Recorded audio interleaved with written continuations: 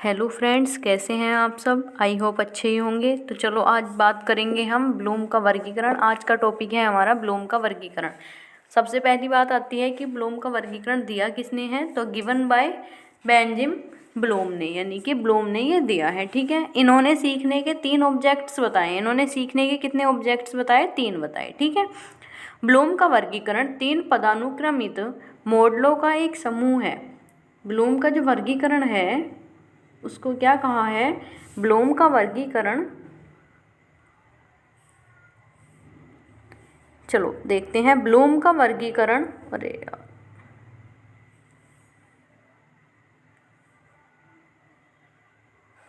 Bloom का वर्गीकरण 3 पदानुक्रमित मॉडलों का एक समूह है जिसका उपयोग सीखने के उद्देश्यों की जटिलता, यानी कि सीखने के उद्देश्यों की जटिलता, विशिष्टता के स्तरों में वर्गीकृत करने के लिए किया जाता है। इन्होंने क्या कहा, अगर जो सिंपल वे में देखें कि जो सीखने के उद्देश्य हैं उनकी जटिलता और विशेषता के स्तरों के बारे में वर्गीकरण किसने किया है? हमारे ब्लूम ने किया है। ठीक है, नेक्स्ट क्या कहा है इन्होंने? सीखने के 3 पक्ष बताए। ठीक है, कौन कौन से बताए इन्होंने? एक कोड से याद रखना इनके सीखने के पक्ष, CAP कैप। क्या बताया इन्होंने? CAP cap. ठीक है, अब जैसे यहाँ CAP, यानी कि इन्होंने सीखने के 3 पक्ष बताए। कौन कौन से? दोबारा से रिपीट करूँ, CAP कैप। ठीक है, याद रखना इसको, CAP कैप। C से क्या है? Cognitive development. कोग्निटिव होता है, ठीक है, सॉरी डेवलपमेंट नहीं, कोग्निटिव होता है, यानी कि संज्ञानात्मक पक्ष जो माइंड से रिलेटेड होता है। कितनी बार समझा दिया है मैंने ये, है नी।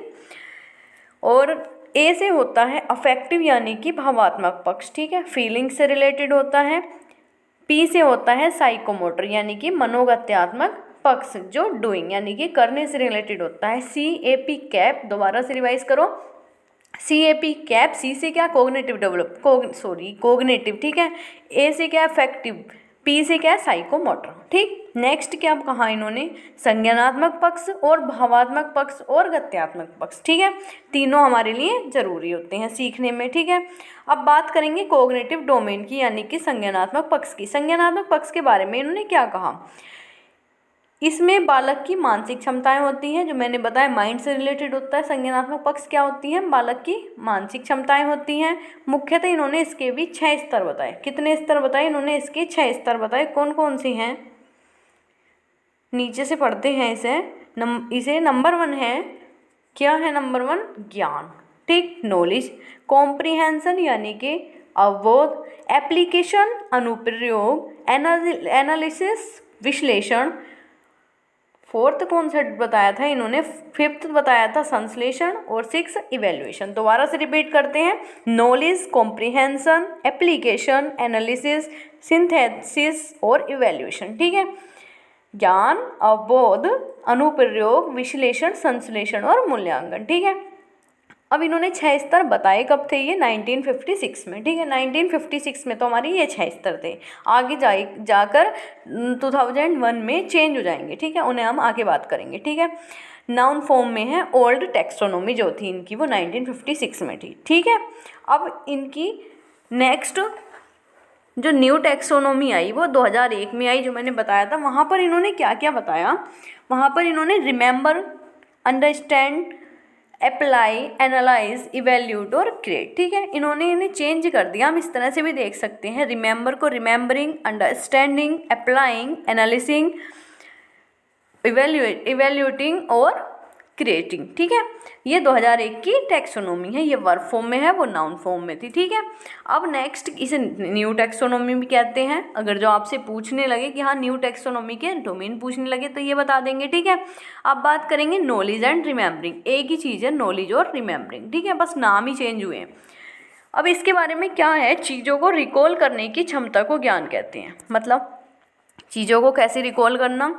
जैसे कि मान लो हमने कुछ लर्न किया, ठीक है, उसको हम जब रिकॉल कर पा रहे हैं तो वो क्या है? हमारे पास ज्ञान है, हमने उसे पढ़ा हुआ है, ठीक है। नेक्स्ट पॉइंट क्या कहता है, सूचना को पुनः प्राप्त करने की क्षमता। पुनः प्राप्त करने की क्षमता से क्या मतलब है, हमने कोई चीज़ पढ़ी उसे हम दोबारा से अपने माइंड में रिपीट करते हैं जब, ठीक है। नेक्स्ट क्या है, जैसे एग्जाम्पल, व्याख्या करते हैं, किसी चीज़ को हमने देखा, जैसे मान लिया कोई चीज़ है, हमने उसको देखा, उसको हमने पहले भी रिलेट कर रखा था, हमारे माइंड में आ जाएगा कि हाँ भाई हमने इसे उससे रिलेट किया था, ठीक है। इसका मतलब क्या है, पहचान करना, व्याख्या करना, पहचानना, बताना, बोल के सुनाना, याद करना, दिखाना, ठीक है। ये सब किस में आते हैं, नॉलेज एंड रिमेम्बरिंग में, ठीक। या अंग्रेजी में देख लें तो हम डिफाइन करना, identify, describe, recognise, tell, explain, recite, memorise, ठीक है। नेक्स्ट बात करेंगे अवबोध यानी कि समझने से।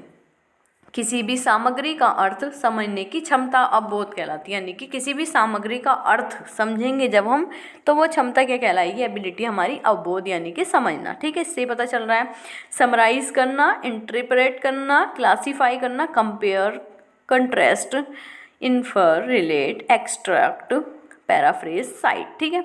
ये सब इसके एग्जाम्पल हैं, ठीक है। नेक्स्ट बात करेंगे एप्लीकेशन और अप्लाइंग। नई परिस्थिति में सीखी हुई सामग्री या सूचना का प्रयोग अनुप्रयोग कहलाएगा, यानी कि मतलब क्या है, नई परिस्थिति में हमारे सामने कोई नई परिस्थिति आ गई, तो उसमें हमने क्या किया कि कोई हम सीखी हुई सामग्री या सूचना का यूज़ करके, प्रयोग करके हम जब उस समस्या से निकल जाते हैं, ठीक है। इसमें एग्जाम्पल क्या, सॉल्व करते हैं कोई चीज़, चेंज करते हैं, रिलेट करते हैं, कंप्लीट करते हैं, यूज़ करते हैं, स्केच, टीच, आर्टिकुलेट, ट्रांसफ़र करते हैं, डिस्कवर करते हैं, ठीक है।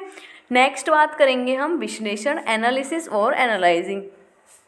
है क्या चीज़, तथ्यों तथा विचारों को तोड़कर पाना। विश्लेषण से ही पता चल रहा है, तथ्यों और विचारों को तोड़कर पाना, ठीक है। यानी कि डिफ्रेंशिएट कर पाना, contrast, device, correlate, take apart, connect, illustrate, distil, relate, conclude, categorise करना, ठीक है। अब बात करेंगे मूल्यांकन की। जब बच्चे चीज़ों, विचारों व पदार्थों का मूल्य को जज करें, ठीक है, चीज़ों, विचारों और पदार्थों का मूल्य को जज करते हैं तो मूल्यांकन होता है, यानी कि किसी चीज़ को जज करना, इवैल्यूएट करना, जज करना, ठीक है।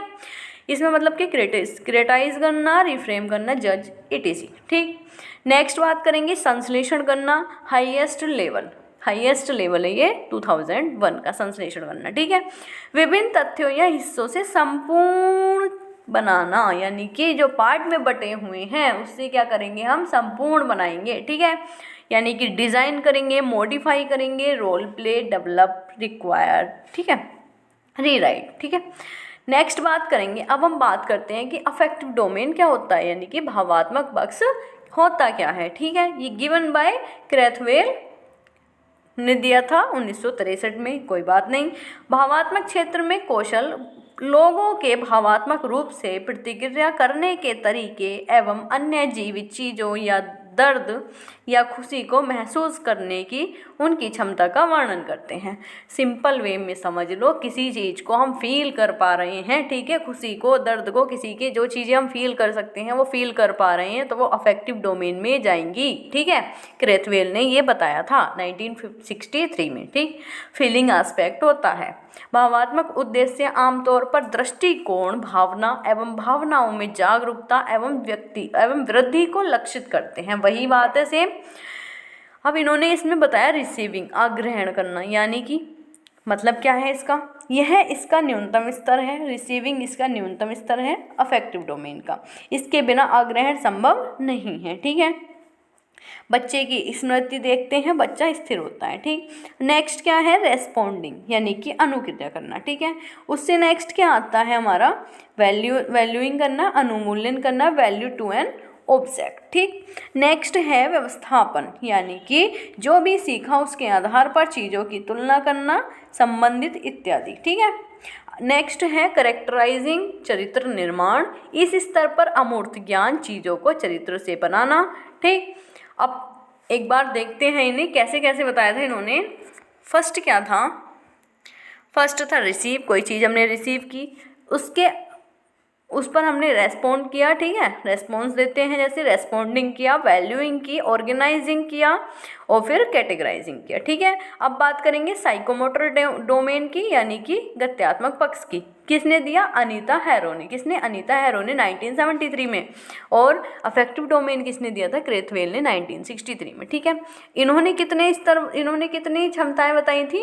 इन्होंने बताई थी 6। ठीक, कौन कौन सी? रिफ्लेक्स मूवमेंट्स यानी कि प्रतिवर्त क्रिया, बेसिक मूवमेंट मूल क्रियाएं, परसेप्चुअल मूवमेंट्स अवधारणात्मक क्षमताएं, फिजिकल एबिलिटीज शारीरिक क्षमताएं, स्किल मूवमेंट्स कौशल निर्माण, नॉन डिस्कर्सिव कम्युनिकेशन गैर विवेकपूर्ण संचार। ठीक है, सिम्पसन ने 1969 में बताया। ये किसने बताया था? हैरो ने। और सिम्पसन ने क्या बताया? अनुकरण, उद्दीपन, कार्य करना, नियंत्रण करना, समायोजन करना, स्वाभाविकरण, कौशल निर्माण। इसी के साथ हमारी ब्लूम टैक्सोनॉमी कंप्लीट होती है। अगर आपको वीडियो अच्छी लगे तो लाइक, शेयर और कमेंट जरूर करें और चैनल को सब्सक्राइब जरूर कर लें और बेल आइकन को प्रेस कर दें, जिससे कि मेरी आने वाली वीडियोस की आप सभी तक सबसे पहले नोटिफिकेशन पहुंच जाए। ठीक है, बाय बाय स्टूडेंट्स, मिलते हैं कल एक नई वीडियो में नए टॉपिक के साथ। तब तक के लिए बाय बाय, टेक केयर।